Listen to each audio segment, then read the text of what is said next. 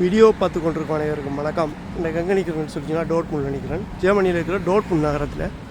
இன்றைக்கு இங்கே தமிழர் கலை அரங்கத்தில் ஒரு கலந்துரையாடல் ஒன்று நடக்க போகுது. தமிழர்களுடைய வாழ்வும் வளமும் என்ற தலைப்பில் இந்த கலந்துரையாடல் எப்படி நடக்க போகுது, எதற்காக நடக்குது, என்னென்ன இதை பற்றி பேசினோம் என்ற இந்த விடயங்களை பார்ப்போம் வாங்க.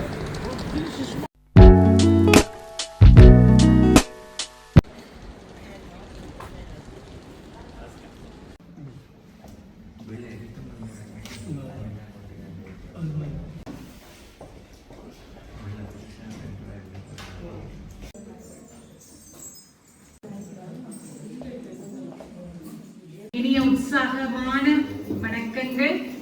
இன்று ஜெர்மன் தமிழ் எழுத்தாளர் சங்கமும் பன்னாட்டு தமிழ் எழுத்தாளர் ஒன்றியமும் ஜெர்மன் தமிழ் கல்வி சேவையும் இணைந்து ஏற்பாடு செய்திருக்கின்ற இணைவும் பகிர்வும் என்ற நிகழ்வில் தமிழர் வாழ்வும் வளமும் என்ற கருப்பொருளில் இங்கு உரையாற்ற வந்திருக்கின்றார்கள். இந்தியாவில் இருந்து உலக தமிழ் பண்பாட்டு இயக்கத்தின் சிறப்பு தலைவராக இருக்கின்ற டாக்டர் பாஞ்ச் ராமலிங்கம் அவர்கள் இன்று எங்களுடன் தன்னுடைய உரையை பெற வந்திருக்கின்றார். அவர்களுடன் இணைந்து லண்டனில் வசித்துக் கொண்டிருக்கின்ற டாக்டர் அமுதலிங்கம் பகீரதன் அவர்கள் இணைந்து எங்களுடன் வந்திருக்கின்றார். இவர் உலக தமிழ் பண்பாட்டு இயக்கத்தின் தலைவராக இருக்கின்றார். மனோதத்துவத்தின் உரிய டாக்டராகவும் ஏழு என்ற அமைப்பின் பொறுப்பாளராகவும் இருந்து செயல்பட்டுக் கொண்டிருக்கின்றார். பல மாவை அவர்களையும் அழைக்கின்றோம். வாருங்கள் மாவை திண்டராஜ் அவர்களை வாருங்கள். அவங்களுடன் வாழ்த்து கொண்டிருக்கின்ற மாவை என்ற அடமுடியுடன் வாழ்வுகள் அவர்தானே. மாவை என்றாலே எல்லோருக்கும் விளங்கும் என்று நிற்கின்றேன்.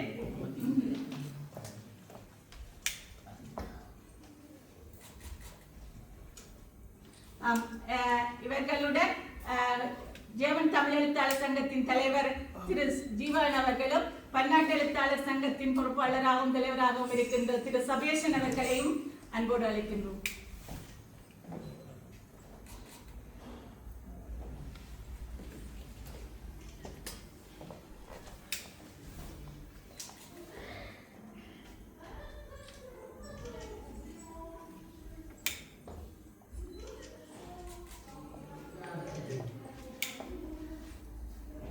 திருமதி சிவானந்தன் அவர்களையும் திருமதி கீதாராணி பிரமானந்தன் அவர்களையும் திருமதி கிருஷ்ணமூர்த்தி அவர்களையும் அன்போடு வைத்து அன்போடு அழைக்கிறோம்.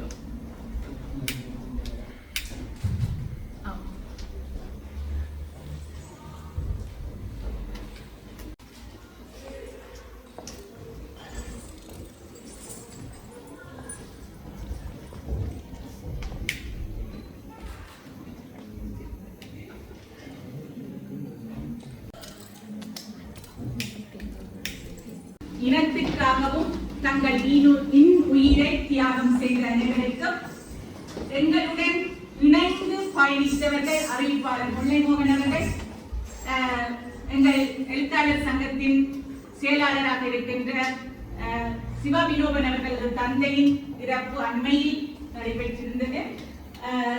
அமரர் சிவகிருஷ்ணநாதன் அவர்களையும் எங்கள் எழுத்தாளர் சங்கத்துடன் இணைந்து பயணித்த தொடர்ந்து தமிழ்தாய் வாழ்த்தினை பெற வருகின்ற செல்வன் நகுல் துரியரங்கன் அவர்கள். வாழிய வாழியவே வாழ்க நிரந்தரம் வாழ்க தமிழ் மொழி வாழிய வாழியவே வானமலர்ந்த அனைத்து மலர்ந்திடும் வன்மொழி வாழியவே ஏற்கடல் வைப்பினும் தன்மனம் வீசி இசை கொண்டு வாழியவே ஏற்கடல் வைப்பினும் தன்மனம் வீசி இசை கொண்டு வாழியவே எங்கள் தமிழ் மொழி என்றென்றும் வாழியவே சூழ்களி நீங்க தமிழ் மொழியோங்க துளங்குக வையகமே சூழ்களி நீங்க தமிழ் மொழியோங்க துலகுக வையகமே தொல்லை வினை தரு தொல்லையாகன்று தொல்லை வினை தரு தொல்லையாகன்று சுடக தமிழ் மொழி வக தமிழ் மொழி வக தமிழ் மொழியே வானமாரிந்தே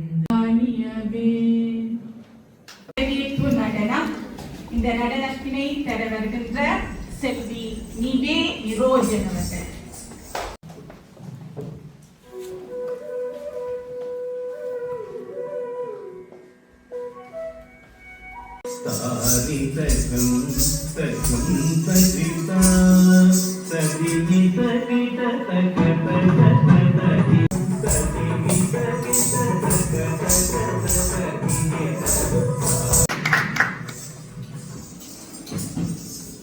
வந்து நீங்க செய்து காட்டியமைக்கு மிக அழகாக செய்திருந்தீங்க. மிக்க நன்றிகள். நிவேக்கு அம்மா அவர்களை அழைத்து வந்த பெற்றோர்களுக்கும் நன்றி கூறிக்கொண்டு தொடர்வது வரவேற்புரை. வரவேற்புரையை தர வருகின்றார் எழுத்தாளர் சங்கத்தின் உப செயலாளராக இருக்கின்ற திருமதி கீதாராணி பெருமானந்தன் அவர்கள். இனிய மாலை வணக்கத்துடன் தமிழர் வாழும் வளமும் என்னும் கருப்பொருளில் முதன்மை விருந்தினராக வந்திருக்கும் பாண்டிச்சேரி பாரதி பல்கலைக்கழகத்தின் பேராசிரியர் பாஞ்சலி ராமலிங்கம் அவர்களையும் லண்டனில் இருந்து வந்திருக்கும் டாக்டர் அமிர்தலிங்கம் பைரதன் அவர்களையும் வருக வருக என இருகரம் கூறி வரவேற்கிறேன். மேலும் உலகத் தமிழ் பண்பாட்டு கழக தலைவர் திரு மாவை தங்கராஜா அவர்களையும் இங்கு உரையாற்ற வந்திருக்கும் ஜெர்மன் தமிழ் எழுத்தாளர் சங்கத்தினரையும் ஜெர்மன் கல்வி சேவையினரையும் பன்னாட்டு புலம்பெயர் எழுத்தாளர் சங்கத்தினரையும் அனைவரையும் இன்னும் பார்வையாளராகவும் இந்த அரிய கருத்துக்களை செவிமடுக்கின்றார். இந்த அமைப்புகளுடன் டிகேடி என்ற அமைப்பு மற்றது அமைப்பு இருக்கின்றார். இந்த அமைப்புகளுடன் டிகேடி என்ற அமைப்பு மற்றது அமைப்பு இணைந்திருக்கின்ற யூடியூப் தளத்தினை இயக்கிக் கொண்டிருக்கின்ற சங்கர் அவர்களும் இயக்கி இன்று எங்களுடன் இணைந்திருக்கிறார். அவர்களையும் வரவேற்றுக் கொண்டு இன்றைய நிகழ்வுகள் சிறப்புற இப்பொழுது தொடர்ந்து கொண்டிருக்கின்றன. தொடர்வது தலைமையுரை. ஜெர்மன் எழுத்தாளர் சங்கத்தின் தலைவரும் ஜெர்மன் தமிழ் கல்வி சேவையின் பொறுப்பாளரும் தலைவருமாக செயற்பட்டுக் கொண்டிருக்கின்ற திரு பொன் ஸ்ரீ ஜீவகன் அவர்கள் இப்பொழுது தலைமையுரை நடத்தி வருகின்றார். இங்கு லண்டனில் வந்து கொண்டிருக்கின்ற தமிழர்களின் ஈழத் தமிழர்களின் தலைவராக இருந்து செயல்பட்டு அந்த செயல்பாட்டில் அரசியல் ரீதியில் மிக திறமாக செயல்பட்டு தமிழ் மக்களுடைய மனங்களில் எல்லாம் இருந்த அன்பு தந்தை அமிர்தலிங்கம் அவர்களுடைய மன மகேந்திரன் அவர்களை எதிர்த்தபோது அவர் நான் வருகின்றேன் என்று கூறினார். ஏன் அவரை நாங்கள் இங்கே இந்த இடத்துக்கு அழைத்தோம் என்று சொன்னால் உலக தமிழ் பண்பாட்டு இயக்கத்தின் தலைவராக இருந்து செயல்பட்டுக் கொண்டிருந்தார். அந்த அமைப்பின் பல மாநாடுகளுக்கு சென்று செயல்பட்டுக் கொண்டிருக்கிற நேரத்தில் அந்த செயல்பாட்டில் சிறப்பு தலைவராக இருக்கின்ற திரு பான்ஸ் ராமலிங்கம் அவர்கள் இங்கே வருகின்றார். ஆகவே நீங்கள் வாருங்கள் என்று கேட்டோம். தனியாக உங்களை அழைக்கிறதுக்கு பக்கத்தில் நாடுகளை நாங்கள் விரும்புகின்றோம் என்று அழைத்துக் கொள்கிறோம். அவருக்கும் வாழ்த்துக்களை நன்றிகளை கொடுக்கிறேன்.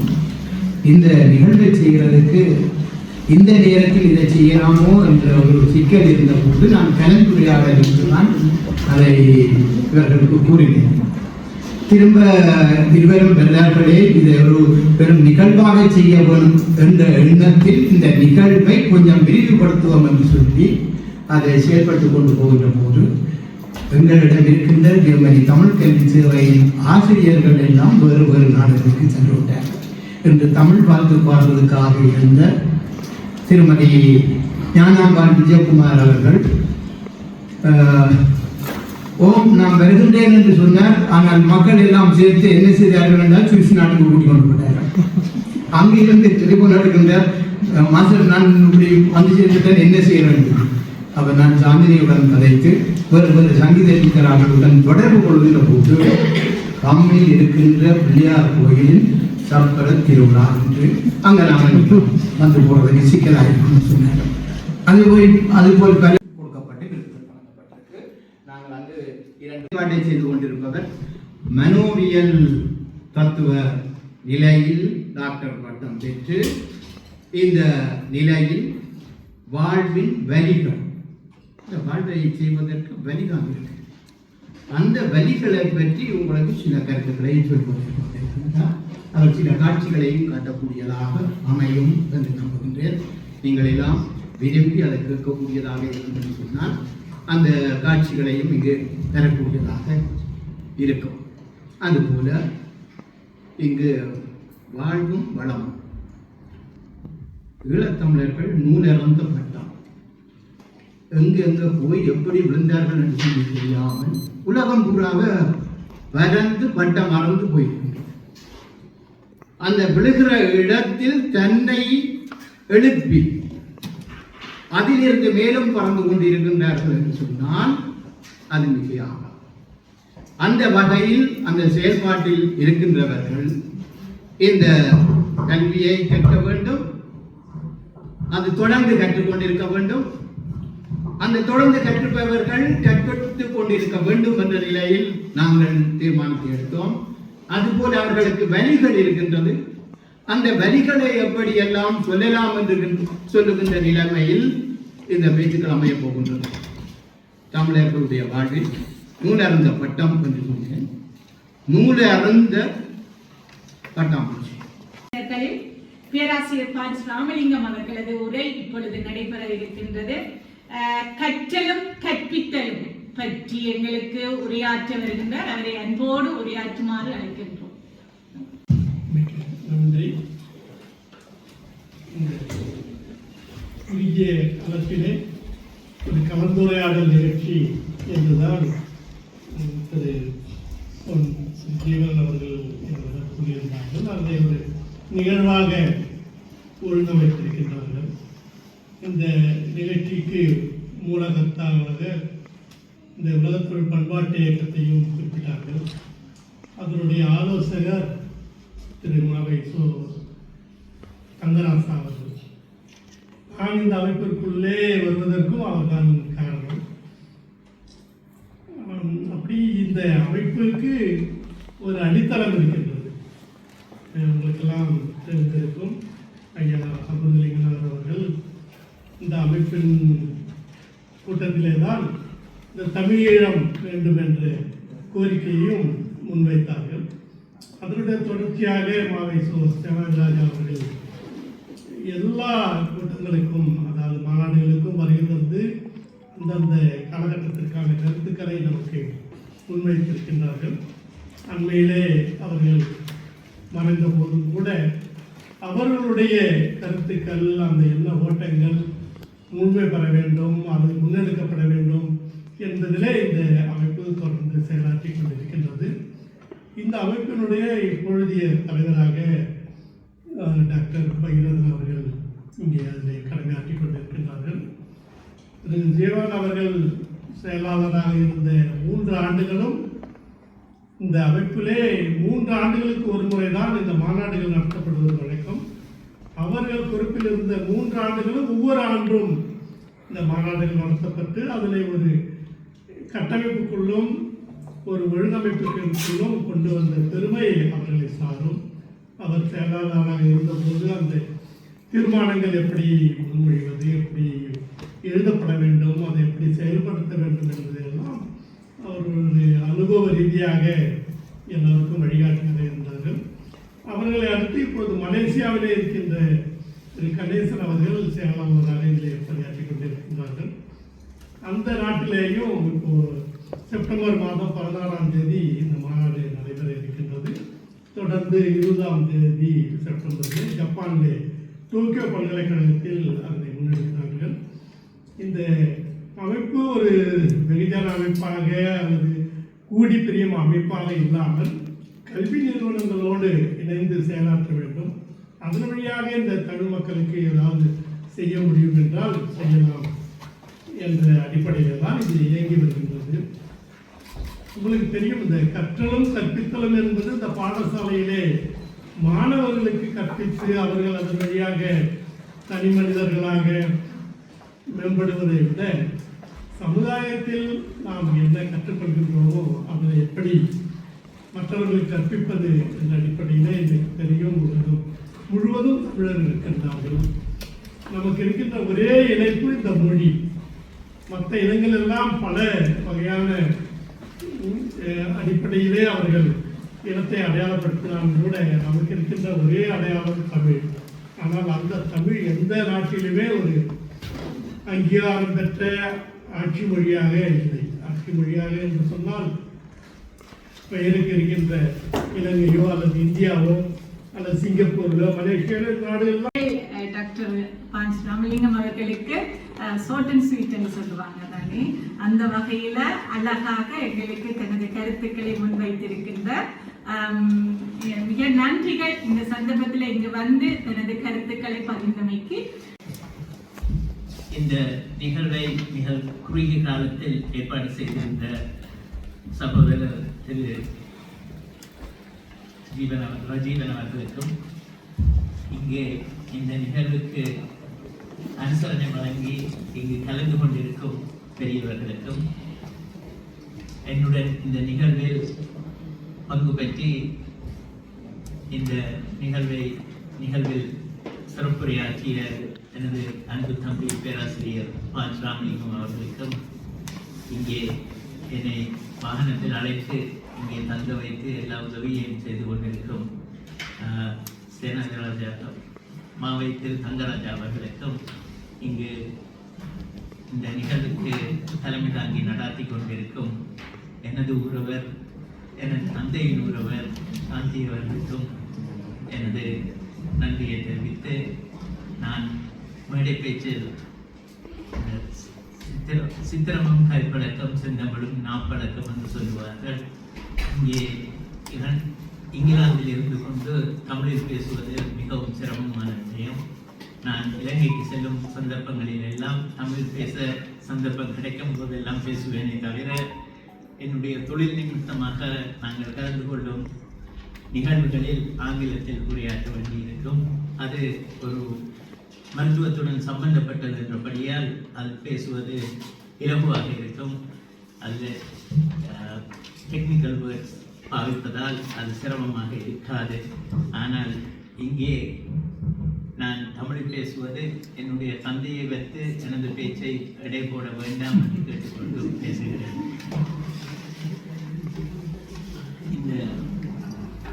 இப்பொழுது எப்படி இருக்கிறதோ தெரியாது. ஆரம்பத்தில் நான் பிரான்சில் ஜெர்மனியில் பார்த்தது, அந்த பிள்ளைகள் தங்கள் பெற்றோர்களுடன் தமிழில் உரையாடுவார்கள். தங்கள் சக உறவினர்கள் தங்கள் வயதொத்த பிள்ளைகளுடன் அந்தந்த நாட்டில் உள்ள பாஷை பிரெஞ்சிலேயோ டச்சிலேயோ தான் பேசுவார்கள். அது அந்த பிள்ளைகள் பாடசாலையில் பழகி வந்து அது அப்படியே தொடர்ந்து கொண்டிருந்தது. இப்பொழுதும் அப்படித்தான் தொடர்கிறது என்று நினைக்கிறேன். நாங்கள் கல்வி கற்பிக்கும் நான் ஒரு தமிழ் பாடசாலையுடன் அங்கு தொடர்ந்து வேலை செய்து கொண்டிருக்கிறேன். இப்பொழுது தமிழ் பாடசாலை 35 வருடங்களாக இயங்குகிறது. அந்த பாடசாலையில் கூட இங்கு ஜெர்மனியிலிருந்து பிரான்சிலிருந்து இங்கிலாந்தில் வந்து குடியேறும் பிள்ளைகள் தமிழில் மிக நன்றாக செய்வார்கள். இங்கிலாந்தில் உள்ள பிள்ளைகளை விட அவர்கள் தமிழில் நன்றாக செய்வார்கள் என்றால் அவர்களுக்கு அந்த தமிழ் பரிச்சயமாக இருக்கிறது இங்கிலாந்தில் இருக்கும் பிள்ளைகளை விட. முன்பு ஒரு காலத்தில் கலைப்பிரிவில் நமது பாடசாலைகள் வந்து இங்கிலாந்தில் இயங்கும் பாடசாலைகளில் கலைப்பிரிவில் நன்றாக செயற்பட்டு கொண்டிருந்த பாடசாலைகள் ஐரோப்பா உபகண்டத்தில் இருந்து இங்கிலாந்துக்கு குடியேறியவர்களால் தமிழில் முன்னேற்றம் கண்டு தமிழ் பிரதான பாடமாக அங்கு கற்பிக்கப்படுகிறது கலைப்பிரிவை விட. அது முன்னாடி வந்து தமிழில் நீங்கள் கலை மிருதங்கம் டான்ஸ், அப்புறம் மிருதங்கம் டான்ஸ், பாட்டு, வயலின், வீணை போன்றவற்றில் அரங்கேற்றம் செய்து வந்த பிள்ளைகள் இப்பொழுது தமிழில் மிக முன்னேற்றமாக நன்றாக செயல்பட்டு கொண்டிருக்கிறார்கள். எங்களுடைய பலம் வந்து நான் இதில் குறிப்பிடுவது நமது குடும்ப மதிப்புகள், குடும்ப கலாச்சாரம், புதிய தலைமுறை தொழிலதிபர்கள், அவர்கள் அந்த மக்களை, இங்கு வாழும் மக்களையும் சரி, தாயகத்தில் விடப்பட்ட மக்களுக்கும் சரி, அவர்கள் தங்களால் முடிந்த உதவிகளை செய்ய வேண்டும் என்பது எனது வேண்டுகோளாகும். பலவீனம் என நான் குறிப்பிடுவது என்னவென்று சொன்னால், நமது அடையாள குழப்பங்கள். அதை எங்கள் பிள்ளைகளுக்கு நாங்கள் தெளிவாக்க வேண்டும். நாங்கள் தமிழர்கள், எங்களுடைய எங்களுடைய வேர்கள் இலங்கையிலிருந்து வந்தது, இலங்கை தமிழர்கள் நாங்கள் என்று கூற வேண்டும். அதை வலியுறுத்தி கூற வேண்டும். என்னுடைய பிள்ளைகள் யாழ்ப்பாணத்துக்கு போனதில்லை. அதற்கு பல காரணங்கள் இருக்கிறது. என்னுடைய அரசியல் பின்னணி ஒன்று, அதனால் யாழ்ப்பாணத்துக்கு அவர்களை கொண்டு போக முடியாமல் இருந்த காலம் இருந்தது. இப்பொழுது அவர்கள் யாழ்ப்பாணம் போவதற்கு அவர்கள் தங்களுடைய குடும்பத்தை பார்க்கிற நிலைமையில் அவர்கள் இருக்கிறார்கள். ஆகவே அவர்களுக்கு நேரம் இல்லை. ஆனால் உங்கள் பிள்ளைகள் போயிருப்பார்கள் யாழ்ப்பாணம். அவர்களுக்கு விஷயங்கள் இன்னும் அதிகமாக தெரிந்திருக்கும் என்று நினைக்கிறேன். கல்வி வாய்ப்புகள், சங்கீத நுண்கலை கற்கும் வாய்ப்புகள், இப்படி எத்தனையோ இருப்பதை சொல்லிக் கொண்டிருக்கலாம். அதைவிட வானமே எல்லையாக விரிந்திருக்கும் பல வாய்ப்புகள் அவர்களுக்கு இருக்கிறது. கலாச்சார ஒருங்கிணைப்புகள் இங்கே எப்படியோ தெரியாது. எனது மகன் உட்பட திருமணங்கள் வெவ்வேறு இன மக்களுடன் ஏற்படுத்தப்படுகிறது. திருமண பந்தங்கள் அது தவறு என்று சொல்ல முடியாது. ஏனென்றால் இங்கே வாழும் பிள்ளைகளுக்கு நாங்கள் இந்திய நாட்டுக்கு வரும்பொழுது நாங்கள் வெள்ளை தோலை வித்தியாசமாக பார்க்கிறோம், கருப்பு தோலை வித்தியாசமாக பார்க்கிறோம். இங்கே வளரும் பிள்ளைகளுக்கு அந்த வித்தியாசம் கிடையாது. அவர்கள் ஒரு மனிதனை மனிதனாகத்தான் பார்க்கிறார்கள். அது ஒரு விதத்தில் நல்லது. ஏனென்றால் ஒரு வேற்றுமை இல்லாத ஒரு சமூகமாக வளர்வார்கள். ஆனால் இன்னொரு விதத்தில் அவர்கள் வெவ்வேறு இன மக்களுடன் கலப்புகளாக திருமண பந்தங்களில் இணைந்து கொள்கிறார்கள். அது இந்த விதத்தில் எமது இனத்தை பாதுகாக்குமோ, எமது அடையாளத்தை பாதுகாக்குமோ என்பது கேள்விக்குறியாகும்.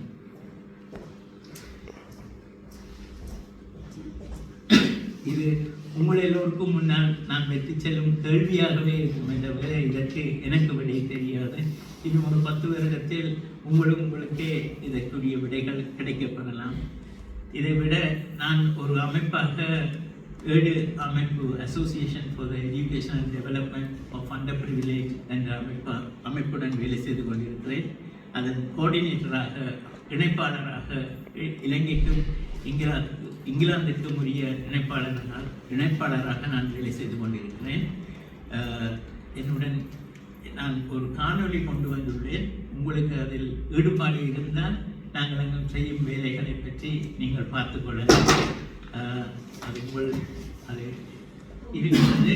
நீங்கள் விரும்பினால் அதை நாங்கள் போட்டு உங்களுக்கு காட்டக்கூடியதாக இருக்கும்.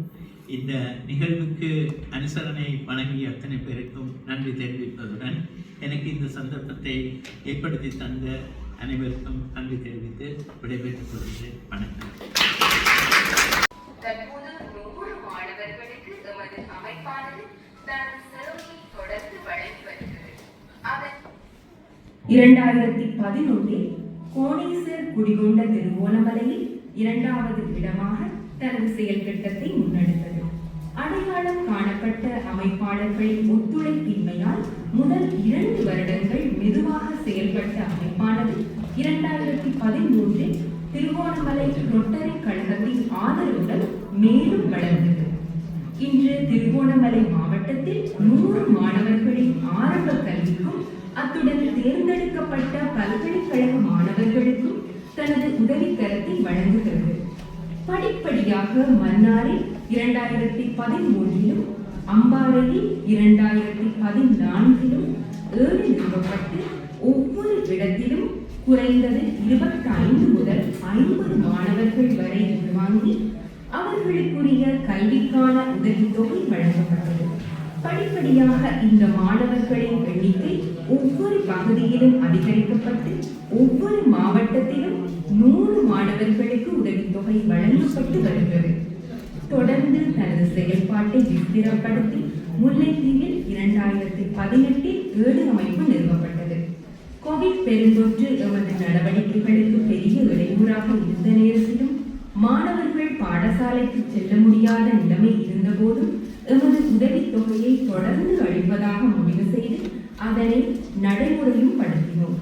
மாணவர்களின் கல்விக்காகவே உதவித்தொகை வழங்கி வந்த நாம் பெருந்தொற்று காலத்தில் அந்தந்த குடும்பங்களை பராமரிப்பதற்கு இந்த தொகை உதவும் என்ற காரணத்தால் எமது ஆதரவாளர்களின் அனுசரணையுடனும் அனுமதியுடனும் தொடர்ந்து அந்த மாணவர்களுக்கு உதவித்தொகையை நிறுத்தாமல் வழங்கி வந்தோம்.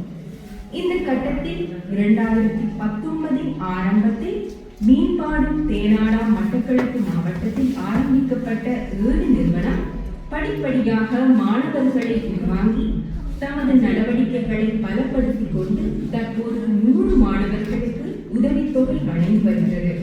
ஆரம்பத்தில் வடகிழக்கு மாவட்டங்களில் மட்டுமே செயல்பட்டு வந்த நாம் கல்வியானது அனைத்து இன பிரதேச மாணவர்களுக்கும் தேவையானது அவசியமானது என உணர்ந்து அடுத்த கட்டமாக எமது செயல்பாட்டை மலையகத்தை நோக்கி விஸ்தரித்தோம்.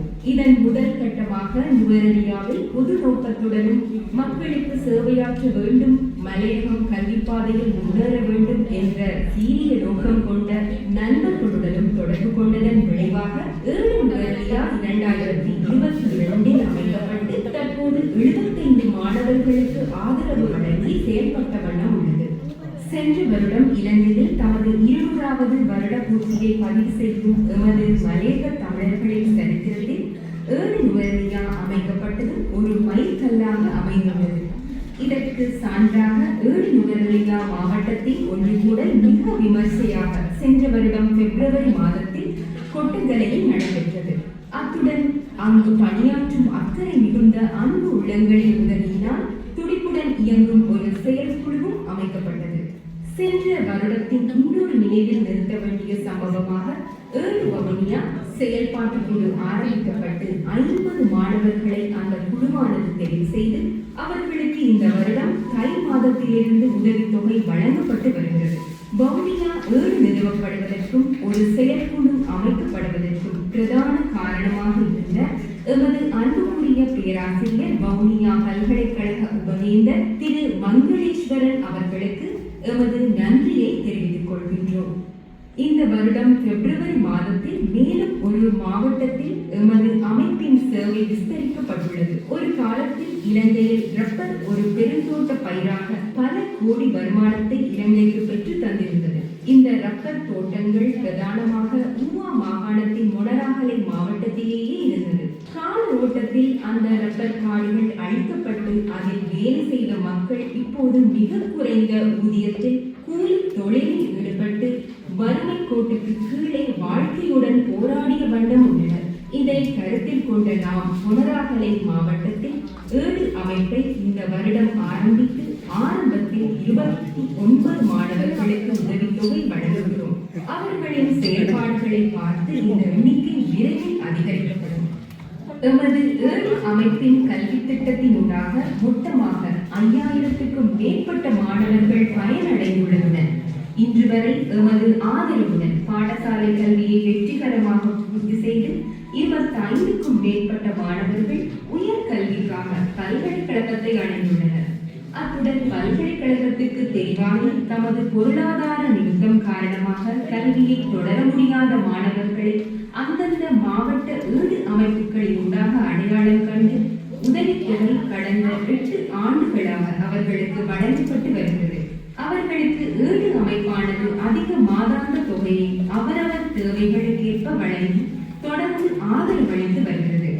இத்திட்டத்தின் கீழ் எமது ஆதரவுடன் 30க்கும் மேற்பட்ட மாணவர்கள் தமது உயர்கல்வியை பூர்த்தி செய்து பட்டதாரிகளாகியுள்ளனர். இந்த எண்ணிக்கையானது 15 மருத்துவக் கல்லூரி மாணவர்களையும் உள்ளடக்கியதாகும். கல்விக்கான இன்னொரு செயல்பாடாக மேலதிக கற்றல் வகுப்புகளை காப்போத்த சாதாரண மற்றும் உயர்தர மாணவர்களுக்கும் புலமைப் பரிசில் தோற்றும் மாணவர்களுக்கும் மேலதிக வகுப்புகளை இலவசமாக பல பாடசாலை மாணவர்களை சேர்த்து ஒரே பாடசாலையில் விடுமுறை நாட்களில் வழங்கி வருகிறோம். திருகோணமலை வெறுகளில் பரீட்சார்த்தமாக ஆரம்பிக்கப்பட்ட